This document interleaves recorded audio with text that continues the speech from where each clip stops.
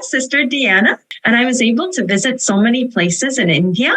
I started in Ernakulam, where Punamava Convent is, where our first community started with our bamboo mat convent that was first begun in 1866. And I traveled to Angamali, which is one of the largest provinces in our congregation in India. I was able to go throughout Kerala. I went to Kodamangalam and Idukki and Changanageri, Manandavadi. I love the high ranges to see everything there. Very beautiful. Nanni Devame, Nanni Devame, Nityavum, Nityavum, Nanni Devame, Nanni Devame, Nanni Devame, Nityavum, Nityavum, Nanni Devame.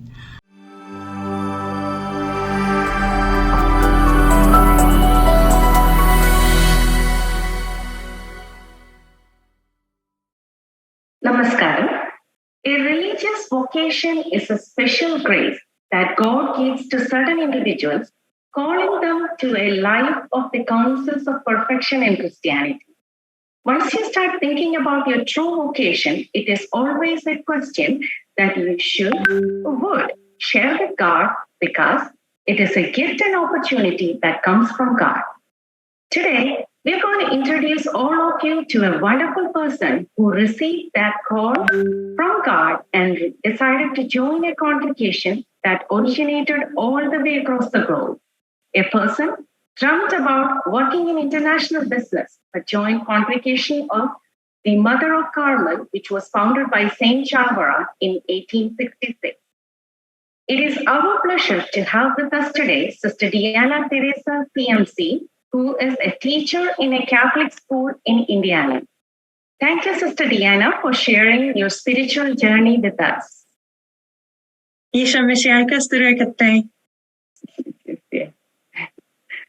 we would like to start with Sister Diana providing us with a brief introduction, and would especially like to hear you speak Malayalam.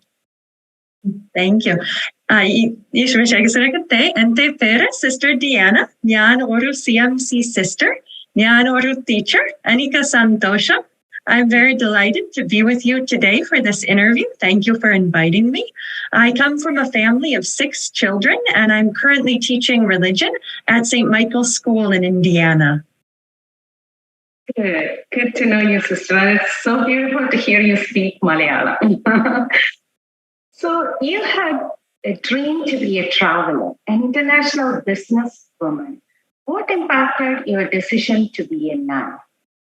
I would really say that it was the grace of God working in my life, that I dreamt of studying international business and traveling around the world. And the interesting thing about how God works in our lives that I found is that He gives us all of the blessings that we ask for, but He always invites us to something more. So I would say, as I traveled and studied and worked in different situations, there was this restlessness that was increasing in my heart everywhere that I went. I always was kind of thinking back to my young days when I was growing up in a Catholic school with Franciscan sisters, and I really loved attending Mass and helping there and serving and reading. And the little old church ladies would always ask me, did you ever think about becoming a sister? And I would always respond, no way, I could never be a nun. I never imagined responding to that religious call. But as I studied and worked and traveled, more and more God was putting that restless experience in my heart, that no matter what I did, I didn't find that happiness. And I felt that there must be something more. God must be calling me to something else. And finally, He brought our Carmelite sisters to my own parish community. And that really sparked the active discernment of my religious vocation. So I really lay it all at the feet of God and His grace working in my life and the experiences there. That's a beautiful explanation of how you made that, choice to come to this. Even though you first didn't feel like it was your call to be a nun, but that was really God's plan for you. And it can be seen really in your, the way you express. How was the transition from a traveler, businesswoman to a nun in a completely unfamiliar congregation surrounded by people who are actually culturally and linguistically different from you? It was definitely quite an experience. I would say one of the turning points in my vocation story was when the sisters invited me to join them for a trip to found our new convent in Canada. We traveled all along the way, and all of the sisters, they shared their vocation stories and what led them to the congregation. And at the end of our journey, the sister in charge of the group asked me to share my story. And at first, my response was, I don't have a vocation story to share. But she encouraged me, just share your relationship with Jesus and your faith journey through life. And it was really in that moment that I was able to identify that restlessness I was explaining earlier. And I finally said, I don't know where God is calling me or what I should do. And she extended that invitation, why don't you just move in with us and see if you even like religious life? And I said yes. And I entered the convent, and I still remember so clearly that first night, just sitting in my own room alone and feeling utterly at home and knowing I was where I belonged. Now, of course, there were definitely adjustments along the way. I had never heard of the Syro-Malabar right before I joined our CMC congregation, and I'm learning Malayalam, Korcha Malayalam along the way. The sisters very patiently teach me, and now I really enjoy the food. Kappan meen curry ishtamana in Italy, and so many foods I enjoy now. The sisters have patiently explained to me how to eat the Indian food. I can eat with my kai, but with a little difficulty sometimes. But I really would say that the sisters were so welcoming and just embraced me as one of their own.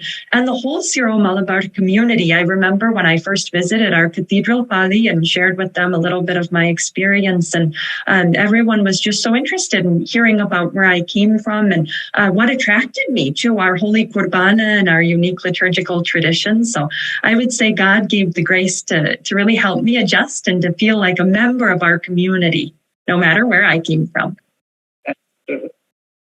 So there are so many varieties of religious vocations available.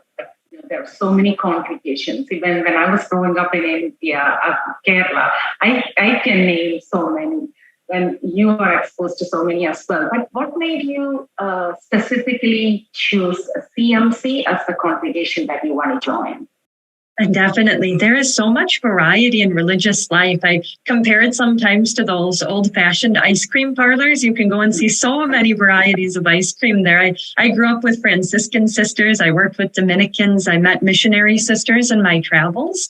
But I would say our Carmelite traditions just attracted me so much, partly because of our founder, St. Kuriakos Elias Chavra.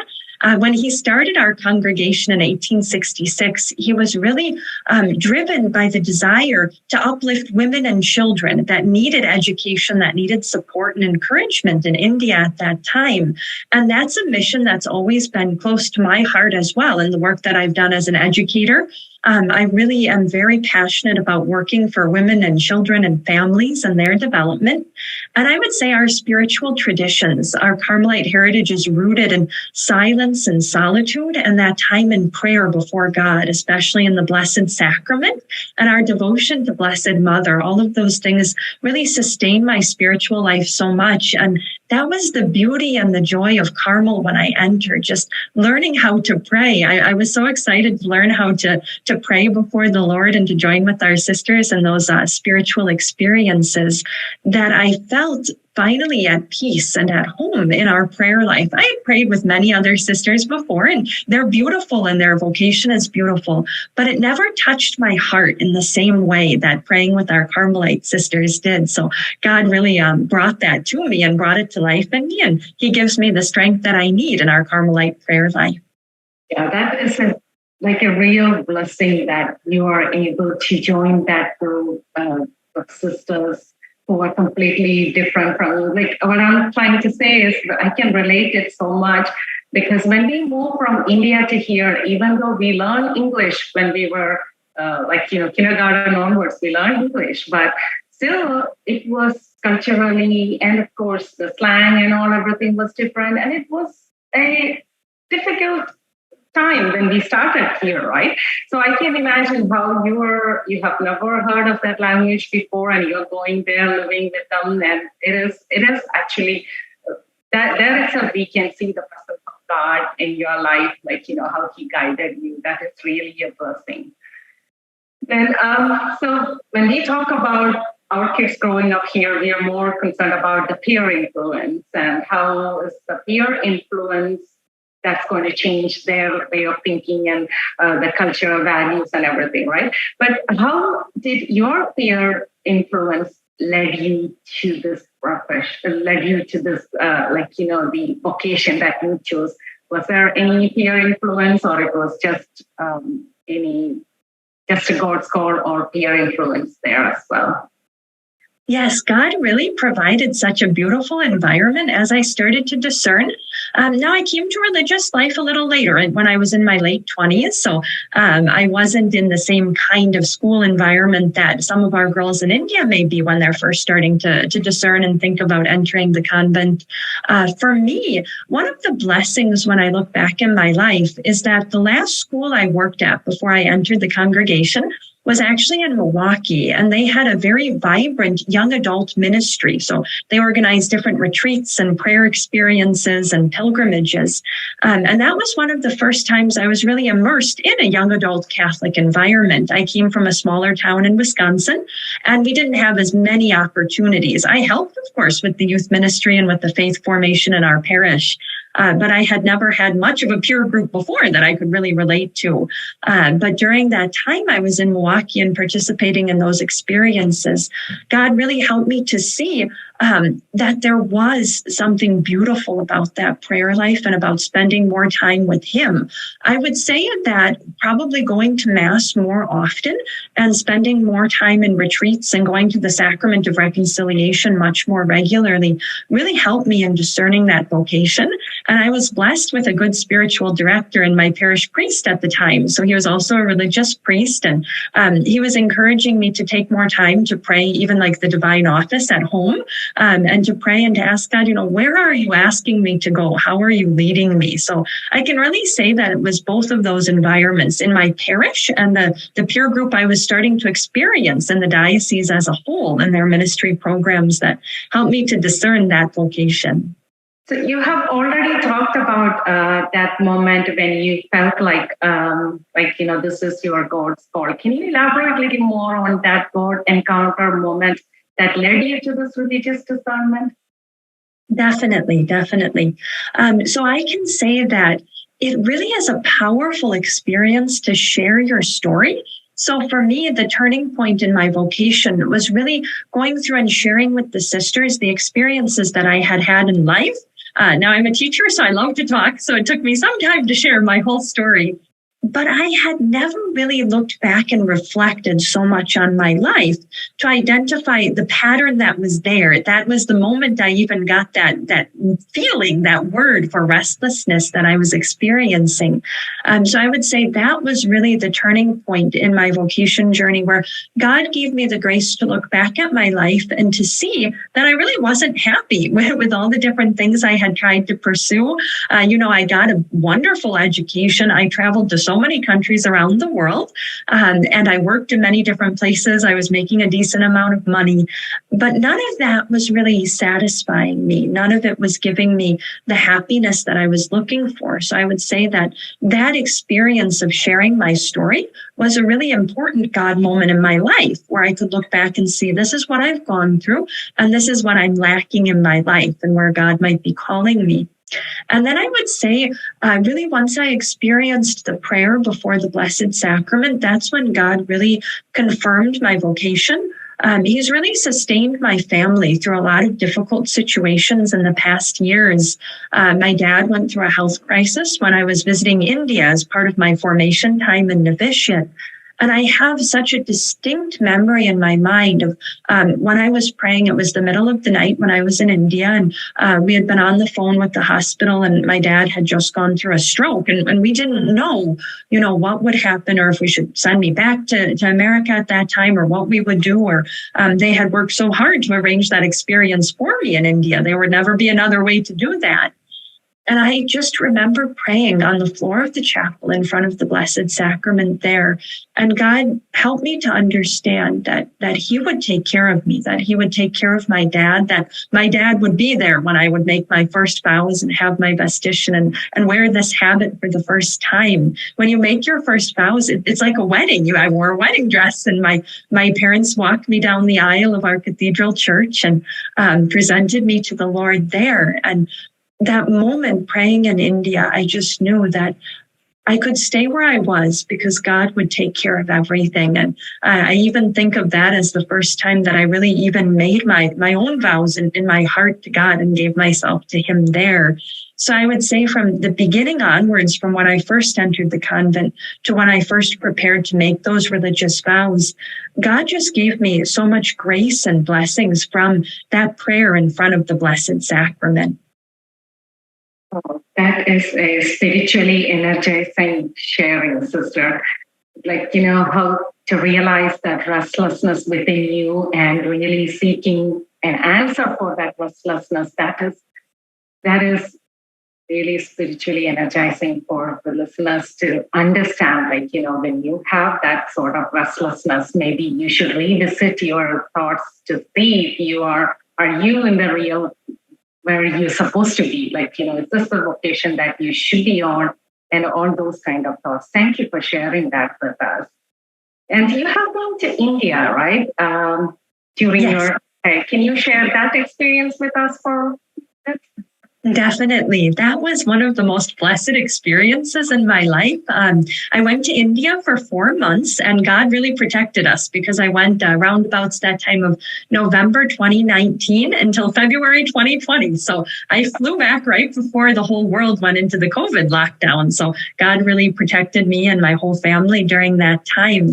And I was able to visit so many places in India. I started in Ernakulam, where Punamava Convent is, where our first community started with our bamboo mat convent that was first begun in 1866. And I traveled to Angamali, which is one of the largest provinces in our congregation in India. I was able to go throughout Kerala. I went to Kodamangalam and Idukki and Changanageri, Manandavadi. I love the high ranges to see everything there. Very beautiful. I was able to go to Thrissur, where our Saint Euphrasia lived, and I could visit Kainakari and Saint Chavra's place, and so many places I was blessed to see to really understand, what was the environment our congregation began in, and who were the saints in India that first really inspired the people and drew them to God. And then I was able to spend time in Madhya Pradesh in Bhopal. So the province that I belong to is Bhopal province, because we are a missionary community, and we have a convent here in America as well that belongs to Bhopal province. So I could meet my batchmates and the other novices that were in their second year of formation in mission. So we spent a month together in Pachmari, an intensive prayer and spiritual preparation. And then we went to Chavra Sadhan Bhopal for more of a missionary and charism-focused preparation. And I love meeting all of my batchmates. I'm the first American and so far the only American, but I have hopes for the future.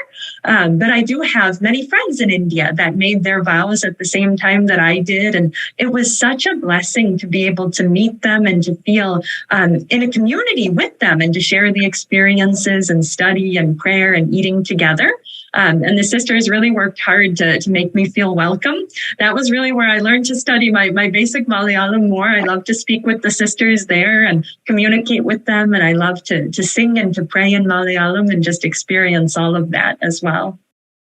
Have you learned Hindi when you were in Madhya Pradesh, Bhopal? I learned a little bit of Hindi. Just I can say like Jai Yeshu, aap kaise hai, main theek hu, dhanyavad. So just kind of simple things. I learned a little. I don't think I can sing the Hindi songs anymore, but my batchmates taught me a little bit of the Hindi songs as well. And I love languages. I know Spanish. I'm a Spanish teacher as well. I used to teach Spanish and English and theology, and God puts me in many different environments. So I love to see the language. I still remember when the sisters were teaching me Malayalam, they were so patient because the alphabet is totally different. But I love writing the letters out. It's kind of like drawing pictures. So the sisters would explain like, e, me. And then I was like, why are there two of every vowel in Malayalam? Then you learn all the vowels, then you learn the consonants, and you're like, okay, I can put this together. I can put a ka and an a together and it'll be ka. And then you're like, nope, that is not how Malayalam works. You have to learn all the other symbols that go after to represent those letters. So Yeah. I just enjoy languages, and I feel that learning the language helps us to appreciate the culture of a people and to see. Our co-founder, his name is Father Leopold Beccaro. He was actually a Carmelite missionary to India. He came as a seminarian and he made his ordination in India, and he learned the language, and he befriended St. Chavra, and they worked together to help found our congregation. And he's kind of one of my role models in CMC. So what is your advice to our future generation or youngsters?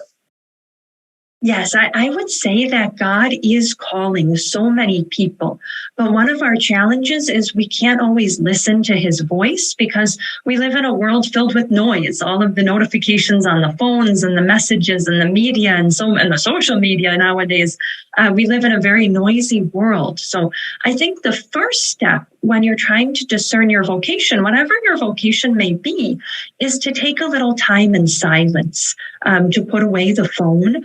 If possible, to pray in front of the Blessed Sacrament, maybe open up the Bible and read a little bit, and then stop and listen and see what God is saying to you. Now, it can be a little challenging at first. I'm a teacher, so I work with young people every day, and not many of them are comfortable with silence anymore. So just taking the time to be in that silence with God is the first step.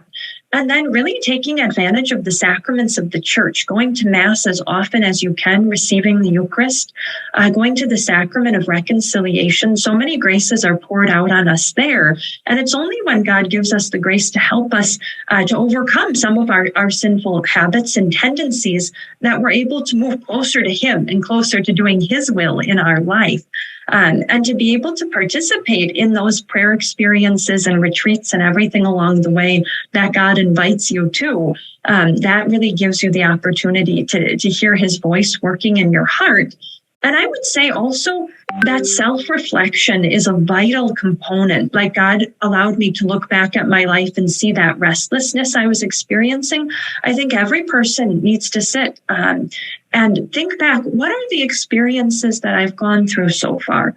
What was my life like when I was studying here, when I was working there, when I had this friendship? What were the feelings that I went through? What did I feel that God was inviting me to? And did I respond to that invitation? For me, I love to journal. I love to write down my thoughts. And sometimes I don't even understand what I'm thinking until I write it down on a piece of paper. And I kind of write to God. And I'm like, what about this moment and this experience in life? So those would be my key pieces of advice, would be the silence, the prayer, the sacraments, reflection. And then having somebody you can confide in and speak to, whether it's a priest or a sister or another trusted adult or mentor in your life, being able to speak with someone who knows you really helps. Because I can tell you in my life, there were a lot of people that knew I was called to be a sister before I ever knew that. Because people who know you and love you and care about you can see where God is calling you in a way you might not always appreciate. That's an inspiring advice, sister. Understanding that restlessness within you and having that moments to reflect on it and identify what your true call is. Yes, that is what the younger generation needs.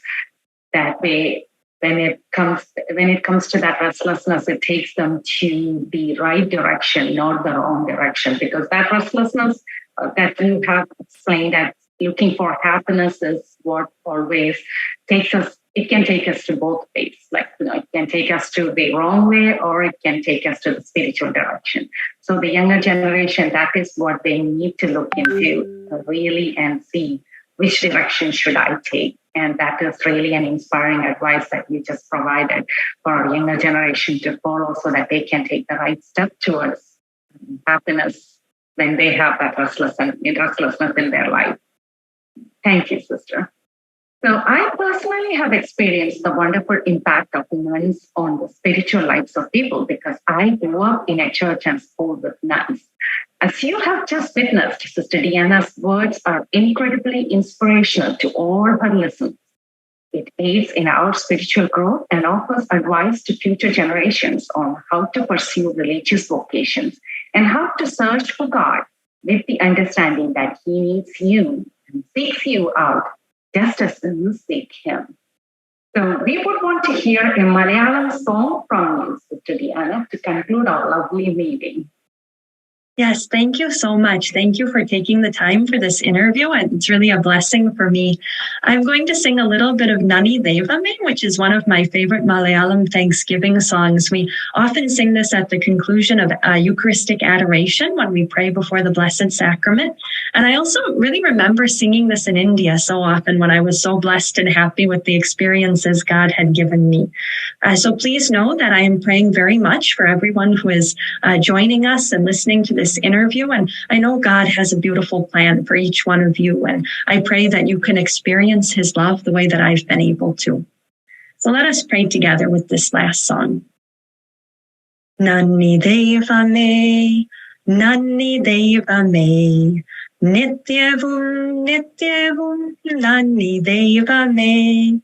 Angutana dana tinai nani egidam. Angutana sneha tinai nani egidam. Nan marubane nalla devame. Nan marubane nalla devame. Nani devame, nani devame. Nityavum, Nityavum, Nani Devame. Thank you, sister. That's such a beautiful song. It took me back to my childhood. I have sung that song from childhood and I love that song until now. It's such a beautiful way to say thank you to God. And thank you for your time, sister. Thank you, Sister Diana Teresa, for the heavenly mission that you took on to spread faith, love, and hope among the people that cross your path. Thank you so much.